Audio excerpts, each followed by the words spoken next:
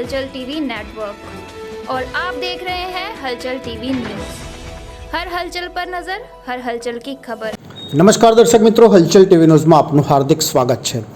આણંદ ખાણ ખનિજ વિભાગે બોલાવ્યો સપાટો। જિલ્લામાં ગેરકાયદેસર રીતે માટીનું ખનન કરતા 8 વાહનો જપ્ત કર્યા। ખાણ ખનિજ વિભાગે 5 ડમ્પર સહિત એક ટ્રેક્ટર, 2 જેસીબી જપ્ત કર્યા। ઝડપાયેલા વાહનોમાં ગેરકાયદેસર રીતે થતું હતું માટી ખનન।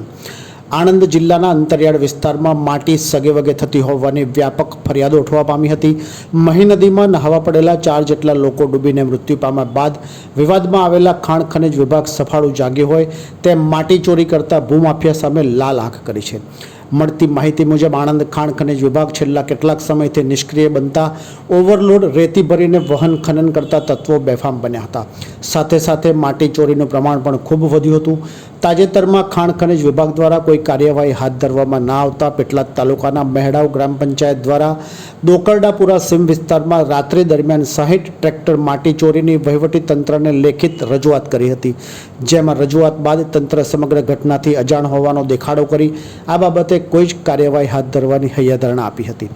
સોજિત્રા તાલુકાના ગામોમાં માટી ચોરીની ઉઠેલ ફરિયાદો બાદ ખાણ ખનિજ અધિકારી રવિ મિસ્ત્રીની સૂચના અને માર્ગદર્શન હેઠળ રોયલ્ટી ઇન્સ્પેક્ટર સંકેત પટેલ અને માઇન સુપરવાઇઝર બાબુભાઈ આયર દ્વારા લીંબાલી ખાતે ખાનગી માલિકીની જમીનમાં માટી ખનનમાં દરોડો પાડ્યા હતા। જેમાં કોઈપણ જાતની જાણ કર્યા વિના જે મંજૂરી વિના માટી ભરી સગેવગે થતી હોવાનું ધ્યાનમાં આવ્યું હતું।